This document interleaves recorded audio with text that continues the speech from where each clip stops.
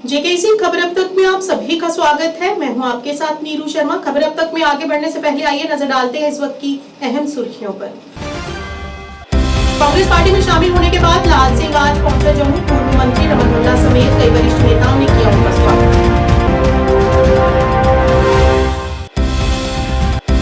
National conference के उपाध्यक्ष उमर अब्दुल्ला ने भाजपा के दोहरे मानदंडों पर किया प्रहार। कहा, बीजेपी को परिवारवादी पार्टियों से नहीं है कोई दिक्कत। महबूबा मुफ्ती ने की पत्रकारों से बात। कहा, जम्मू कश्मीर के लोग निष्पक्ष चुनाव चाहते हैं क्योंकि जनादेश चोरी होने की आशंका है।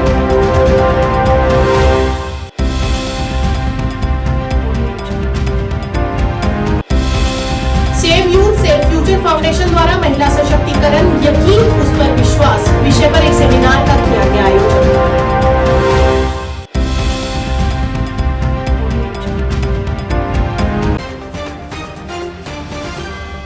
अब समाचार विस्तार से। डोगरा स्वाभिमान संगठन पार्टी के संस्थापक लाल सिंह हाल ही में कांग्रेस पार्टी में शामिल हो गए हैं और पार्टी में शामिल होने के बाद आज वे जम्मू पहुंचे, जहां उनका भव्य स्वागत किया गया। इस मौके पर उनके साथ पूर्व मंत्री रमन भल्ला समेत कई कार्यकर्ता, कांग्रेस पार्टी के प्रशंसक मौजूद रहे। पार्टी के समर्थकों में एक खुशी की लहर भी देखने को मिली।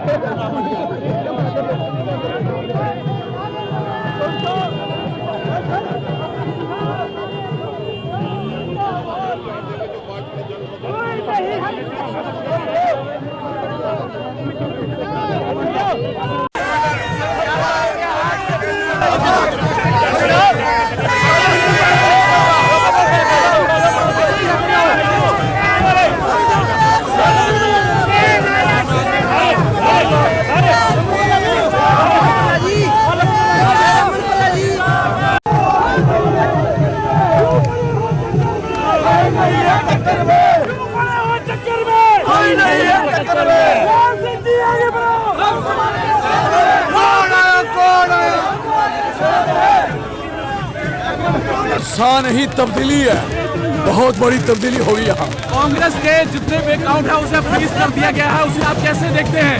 ये मुझे उस काउंट से कोई लेना देना नहीं। I don't want to any question of that. हमें सवाल है कि ये दोनों सीट जीतने का। आप दोनों सीटें जीतेंगे, जम्मू की और उधमपुर की भी? बिल्कुल, उधमपुर की मैं। आपको शक है कोई यही कौन है? उधमपुर के ठाक।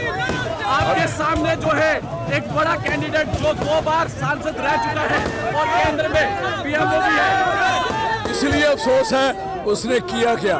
बेरोजगारी उसी जगह खड़ी है, क्राइम बढ़ा है, तबाही हुई है। और क्या चाहते हो? और करवानी है क्या? आप जैसे पढ़े लिखे बच्चे खजल हो रहे हैं, नशा गली गली में गूंज रहा है, बसों में भी रेप हो गए जम्मू में। बड़ा ख्याल दिख रहे हैं, बड़ा अच्छा लगे और ये सच्चाई सामने है। ये सारा यूथ इस बेरोजगारी की चक्की पो आला, ये सारा फाइटिंग। लाल सिंह जी का जम्मू में ये जितनी भी जनता जहां पर आपको दिख रही है, बड़े दिलो जान से हम उनका स्वागत करने के लिए यहां पर खड़े हैं। यहां पर उनकी सारे जितने भी उनकी असेंबली सेगमेंट है, जो पार्लियामेंट्री हल्का है, 6 डिस्ट्रिक्ट से लोग यहां पर आए हैं और उनका स्वागत करने के लिए। इसलिए कि वो एक तो उनकी घर वापसी हुई है, दूसरा नंबर हमारा जम्मू का अगर कोई शेर है, जम्मू की जो आवाज़ है वो चौधरी लाल सिंह जी हैं और ये सभी लोग जो हैं उनको दिल से चाहते हैं। इसलिए हम आज जहां पर खड़े हुए हैं, वो हृदय सम्राट हैं, वो दिलों पे राज करते हैं, जबरदस्ती से किसी पर नहीं थोपते। उनका जो हृदय है वो सब लोगों के लिए पाक और पवित्र है। हम चाहते हैं कि वो दोबारा से इस जम्मू के डोगरों का स्वाभिमान जो है उसको जगा के रखेंगे और हम उनके साथ हैं। पार्लियामेंट इलेक्शन आ रही है, क्या डॉक्टर जितेंद्र सिंह को हरा पाएंगे? हम हरा क्या पाएंगे जी, हम किसी का नाम नहीं लेना चाहते, लेकिन 100% है कि जीत चौधरी लाल सिंह जी की है। नेशनल कॉन्फ्रेंस के उपाध्यक्ष उमर अब्दुल्ला ने आज वंशवादी राजनीति पर भाजपा के दोहरे मानदंडों पर प्रहार करते हुए कहा कि बीजेपी को परिवारवादी पार्टी से कोई दिक्कत नहीं है। उन्हें अगर परेशानी है तो उन पार्टियों से है जो उनका विरोध करते हैं। इस दौरान उन्होंने कहा कि सही समय आने पर लोकसभा चुनाव के लिए उम्मीदवारों की घोषणा कर दी जाएगी। मैं इसमें कुछ नहीं कहूँगा। ये कांग्रेस का अंदरूनी मामला है।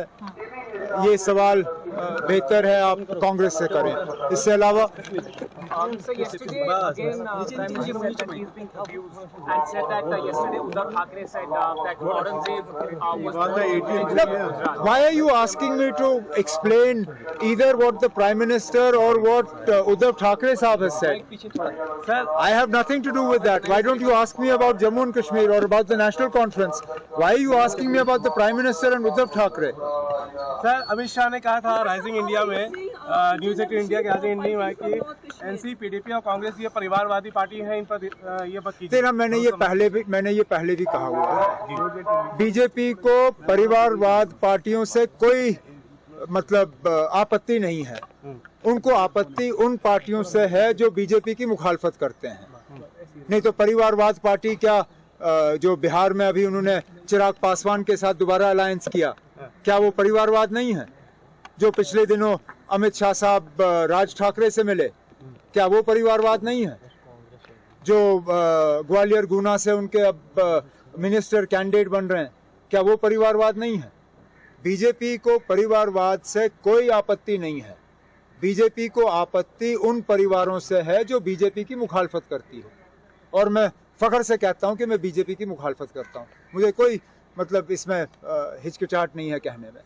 अनंतनाग में महबूबा मुफ्ती ने कहा कि पीडीपी छोड़ने वाले नेताओं के कदम के पीछे भाजपा का ही हाथ है। इस दौरान उन्होंने कहा कि जम्मू कश्मीर के लोग निष्पक्ष चुनाव चाहते हैं क्योंकि जनादेश चोरी होने की आशंका है। उन्होंने कहा कि अगर अमित शाह धांधली के जरिए जम्मू कश्मीर के लोगों का वोटिंग अधिकार छीनना चाहते हैं तो निष्पक्ष चुनाव का सवाल ही नहीं उठता, जिसका दावा कभी पूर्व पीएम अटल बिहारी वाजपेयी ने किया था। उन्होंने कहा कि जम्मू कश्मीर को जेल में बदल दिया गया है और पहले ही अमित शाह ने पीडीपी को नष्ट करके लोगों की आवाज को खत्म कर दिया है। उन्होंने कहा कि उचित साजिश के तहत नेताओं को पीडीपी से बाहर निकाला गया और अब लोगों को बैलेट के जरिए ही बीजेपी को जवाब देना होगा। ऐसा लगता है कि शायद अगर अमित शाह साहब ने फैसला किया है कि जो जम्मू कश्मीर में 2019 के बाद यहाँ के लोगों के साथ यहाँ की शिनाख्त, यहाँ का तशख्खुस, यहाँ के लोगों की जो पूरी जो यहाँ की हमारी जम्मू कश्मीर की सूरत है उसको बिगाड़ दिया गया, हमारे हकूक की पामाली होगी और वो तब से लेके आज तक रुका नहीं। हमारे जो इख्तियारात हैं, हमारे जो हकूक हैं उनको ख़त्म किया गया।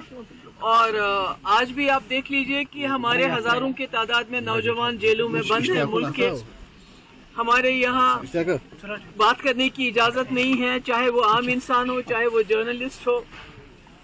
आपको मालूम होगा कि अगर नौजवान अगर नौकरियों में धांधली होती है तो वो आवाज़ उठाते हैं तो उनको जेल में बंद किया जाता है, छापे डाले जाते हैं अलग अलग एजेंसीज के। और इसी तरह से जो यहाँ पर स्मार्ट मीटर लगाए गए, बिजली कहीं नहीं है, फीस 10 गुना है, मगर अगर लोग आवाज उठाते हैं तो उनको धमकाया जाता है। इसी तरह से तमाम ज्यादतियां की गई हैं और जम्मू कश्मीर को एक जेल बनाया गया है।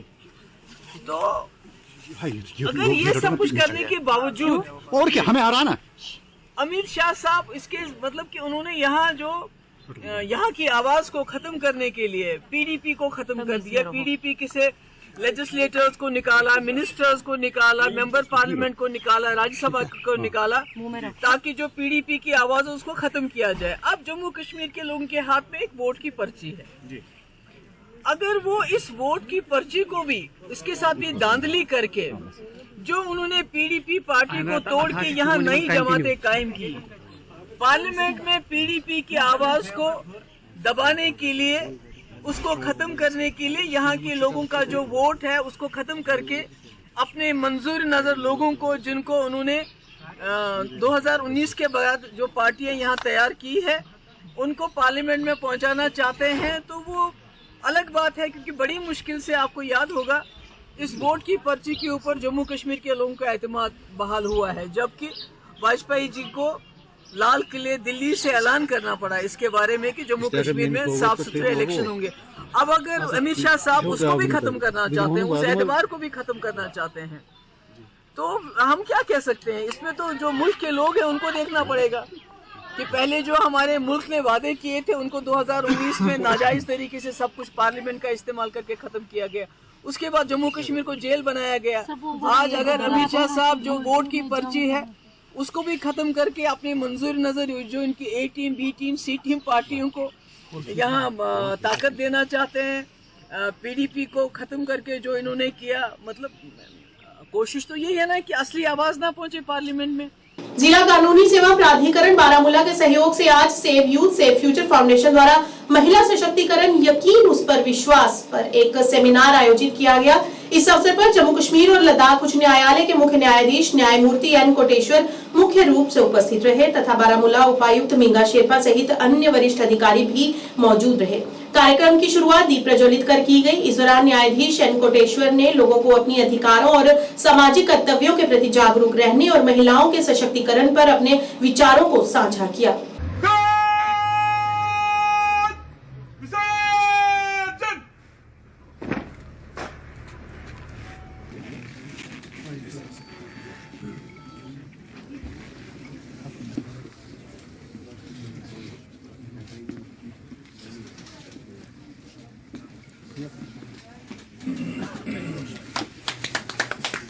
I now request Mr. Mohammad Ashraf Malik sir, Chairman DLS.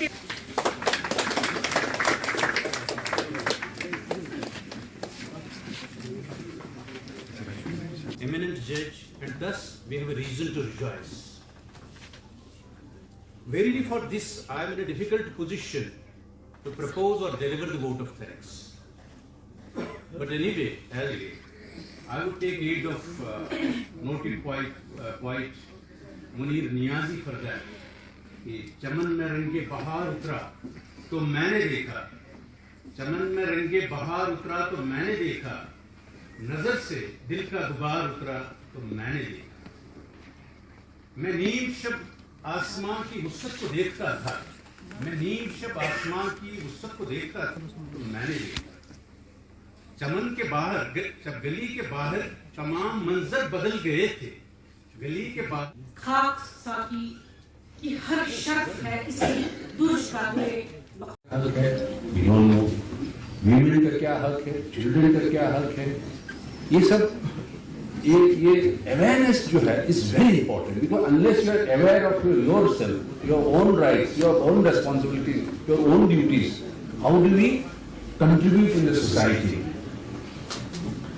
तो इसके लिए then what you say with awareness एक स्ट्रक्चर होना चाहिए ना। आप जैसे you are all, I understand you are very religious, आप पढ़ते हैं रिलीजियस बुक, वेरी रिलीजियसली पढ़ते हैं, that's how you try to lead your life as a ideal life in the society.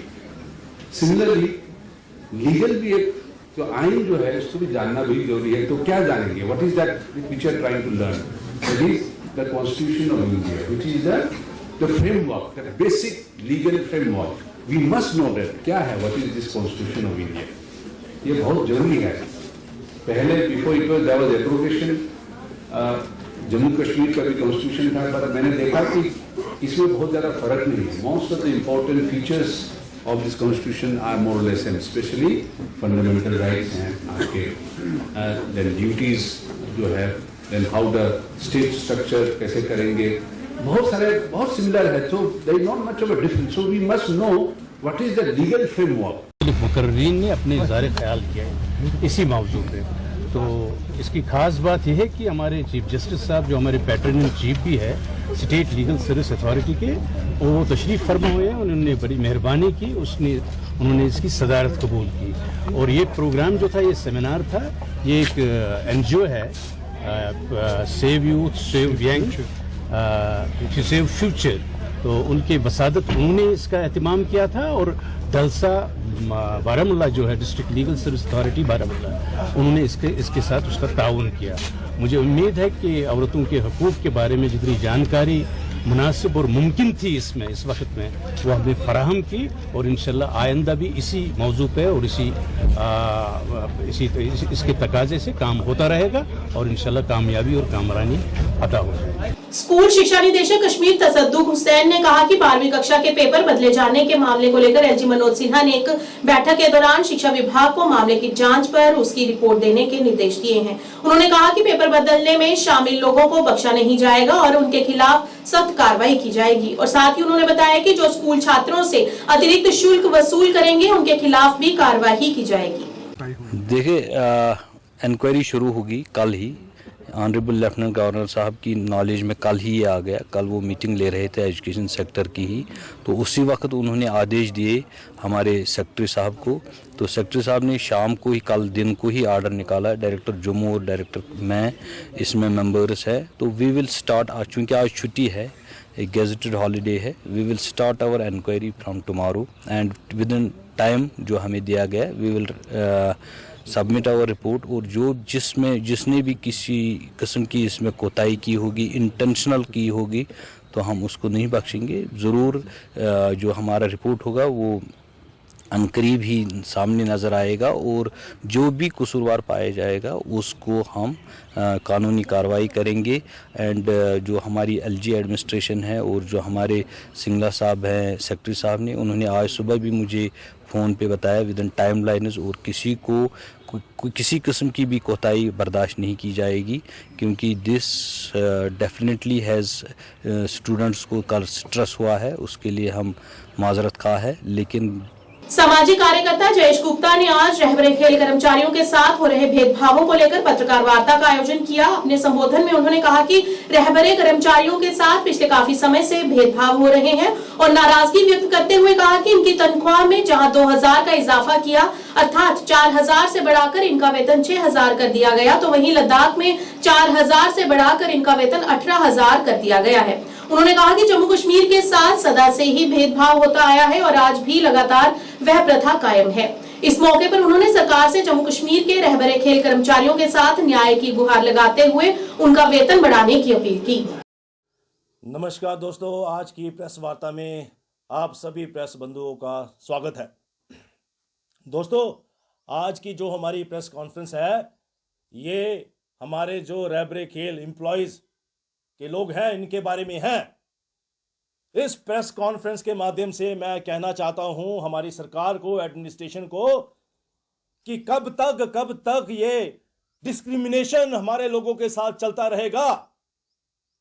अरे वो छोड़ो, अब तो डिस्क्रिमिनेशन हमारे गवर्नमेंट एम्प्लॉयज हैं उनके साथ भी हो रहा है। अभी लेटेस्ट मैं एग्जांपल मैं आपको बताना चाहूंगा।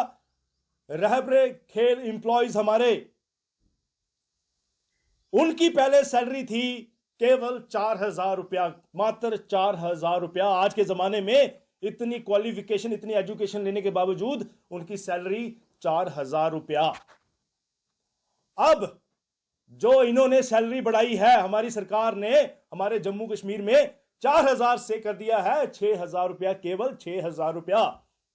और दूसरी तरफ मैं कहना चाहूंगा, लद्दाख यूटी में जो रहबरे खेल के एम्प्लॉयज की जो सैलरी बढ़ाई है वो सीधा 4 से 18,000 रुपया कर दिया, जबकि पोस्ट सेम, काम सेम करना है। तो ये ऐसा क्यों? वहां पर लद्दाख यूटी में 4 से 18,000 कर दिया, जो अच्छी बात है, बहुत अच्छी बात है, बहुत काबिले तारीफ बात है।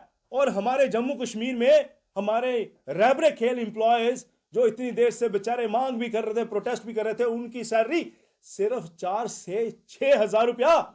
मैं आपसे पूछना चाहूंगा, हमारे बड़े बड़े ब्यूरोक्रेसी, हमारे लीडर से पूछना चाहूंगा, 4000 6000 से आज के जमाने में क्या बनता है? एक घर चलता है? एक दिहाड़ीदार मजदूर भी दिन की दिहाड़ी 400-500 रुपया लेता है कम से कम। और अगर आप कैलकुलेट कीजिए महीने में कहां जाता है, वो भी कम से कम 15-16-17 रुपया छोड़ता नहीं है। एसपी कॉलेज श्रीनगर में वृक्षारोपण अभियान शुरू किया गया। इस दौरान निदेशक स्कूल शिक्षा कश्मीर तसद्दुक हुसैन विशेष अतिथि रहे। इस अवसर पर अनेक वृक्ष लगाए गए तथा यह संदेश दिया गया कि वे भी अधिक से अधिक वृक्ष लगाएं। इस बीच जम्मू कश्मीर टीचर्स एसोसिएशन के अध्यक्ष फयाज अहमद शाह ने कहा कि यह अभियान आज नौरोज के दिन शुरू हुआ है और जो भविष्य में अन्य सरकारी संस्थानों में भी जारी रहेगा।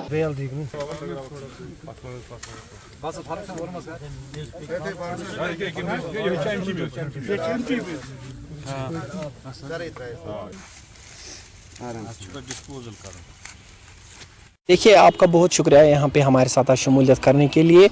आज नवरोज़ है, तो इस सिलसिले में हमारी ऑर्गेनाइजेशन ने Jammu Kashmir employees coordination committee, जो एक अमलगम है जिसमें JK teachers association, vocational trainers association या रिसोर्स पर्सनस हैं, माइनॉरिटी विंग है, सिख माइनॉरिटी एम्प्लॉयज़ की विंग है, पीएम पैकेज की, या दीगर एम्प्लॉयज़ जो हैं डिपार्टमेंट्स एफिलिएट हैं।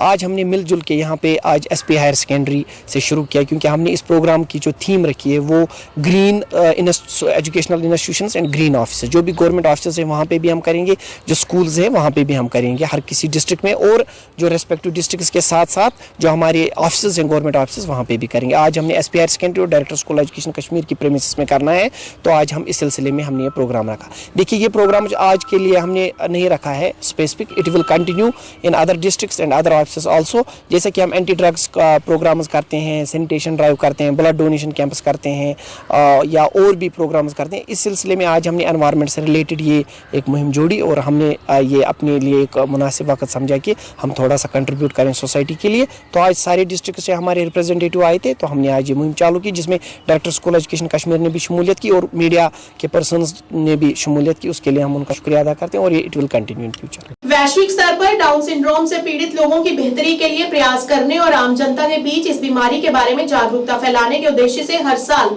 21 मार्च को पूरी दुनिया में डाउन सिंड्रोम दिवस मनाया जाता है। डाउन सिंड्रोम एक आनुवांशिक बीमारी मानी जाती है। इस बीमारी से पीड़ित लोगों को विकलांगों की श्रेणी में रखा जाता है। लोगों में ये आम धारणा है कि इस बीमारी से पीड़ित लोग सामान्य जीवन नहीं जी सकते हैं।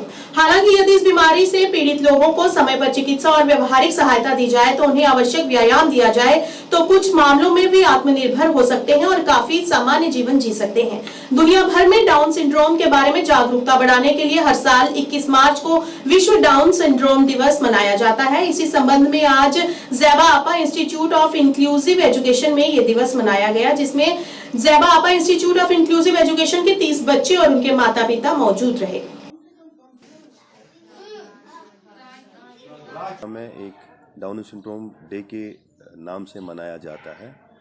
अगर आप देखोगे, आज से कुछ साल पहले हम सिर्फ 3 दिसंबर वर्ल्ड डिसेबिलिटी डे सेलिब्रेट करते थे, लेकिन कुछ टाइम से हम जितनी भी डिसेबिलिटीज़ है, अपना अपना डे होता है, उसको इंटरनेशनली सेलिब्रेट किया जाता है, और हम भी उस दिन उन पेरेंट्स को लाते हैं। आज उसी का एक जोड़ है जो 21 मार्च है। बच्चे भी थे, पेरेंट्स भी थे, तो हमने यही पेरेंट्स से रिक्वेस्ट की कि आप अपने बच्चों पे मेहनत की। मैंने उनके साथ एक डॉक्यूमेंट्री शेयर की। बाहर की दुनिया में अगर हम देखेंगे, जो डाउन सिंड्रोम वाले बच्चे हैं वो होटल्स में जॉब कर सकते हैं, वो रेस्टोरेंट्स में काम कर सकते हैं, वो कंप्यूटर पे बैठ के काम कर सकते हैं।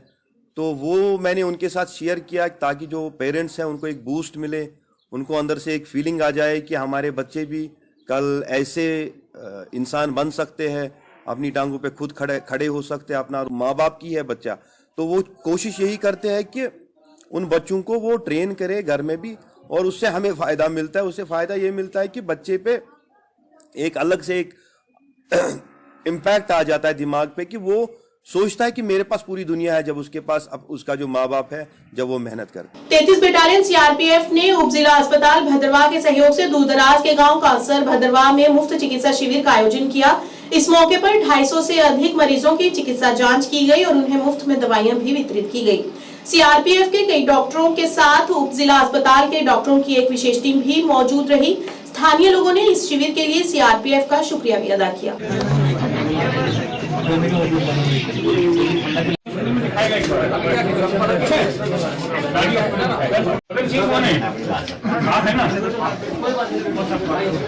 सबसे पहले मैं नासिर साहब आप लोगों का शुक्रिया अदा करता हूं कि मैं आज पहली बार इधर कंसर आया। बहुत फार फ्लंग एरिया है। पहले मुझे लग रहा था सबसे फार फ्लंग एरिया धनाला है, लेकिन ये उससे भी फार फ्लंग है।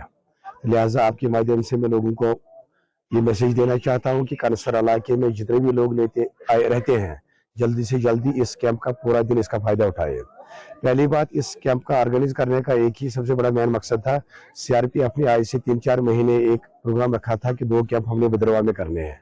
तो मैंने रिक्वेस्ट कर ली इनको, सीआरपीएफ 33 बटालियन सारना भद्रवाह को, कि एक थनाला रख लो, एक रख लो सारना। ये सच में फार फ्लंग एरिया है, गरीब इलाका है। यहाँ से डंडी अस्पताल, सब डिस्ट्रिक्ट अस्पताल भद्रवाह पहुंचना बहुत ही टफ है, खासकर जो ये बर्फ वाला सीजन है, बारिश वाले सीजन में मुझे नहीं लगता यहाँ से गाड़ी जाती होगी। अभी मैं यहाँ पहुंचा, सबसे पहले मैं आपके माध्यम से लोगों को ये बताना चाहता हूँ, आर्मी की तरफ से डॉक्टर्स की पूरी टीम है, स्पेशलाइज्ड टीम भी है, मेडिकल ऑफिसर्स भी है, हमारे एसडीएस की तरफ से स्पेशलाइज्ड अलग अलग डिफरेंट किस्म की स्पेशलिटीज आई हुई है, मेडिकल ऑफिसर्स भी आई हुई है, डेंटल चेकअप हो रहा है। इवन हमारे पास यहाँ पर आज 3-4 ब्लड टेस्ट भी ऑन स्पॉट हो रहे हैं। कश्मीर घाटी में मनाए जाने वाले नवरोज के अवसर पर सैकड़ों पुरुष, महिलाओं और बच्चे जोंक थेरेपी करवाने के लिए श्रीनगर के हजरत बल में अपनी बारी का इंतजार कर रहे हैं। औषधीय जोंक थेरेपी का एक विशेषज्ञ हजरत बल में विभिन्न बीमारियों से पीड़ित सैकड़ों रोगियों का इलाज करने में व्यस्त दिखा। 49 वर्षीय नूर मोहम्मद का मानना है कि अगर कोई नवरोज के दिन विश्वास के साथ जोंक थेरेपी करवाता है तो वह ठीक हो जाता है, उसकी बीमारी निश्चित रूप से ठीक हो जाएगी। जोंक थेरेपी का प्राचीन उपचार ज्यादातर 14 मार्च से ईरानी नववर्ष कैलेंडर के 9 दिनों के प्रारंभ के साथ लागू किया जाता है और नूर का मानना है कि यह दिन उच्च यूरिक के रोगियों के लिए सबसे उपयुक्त है।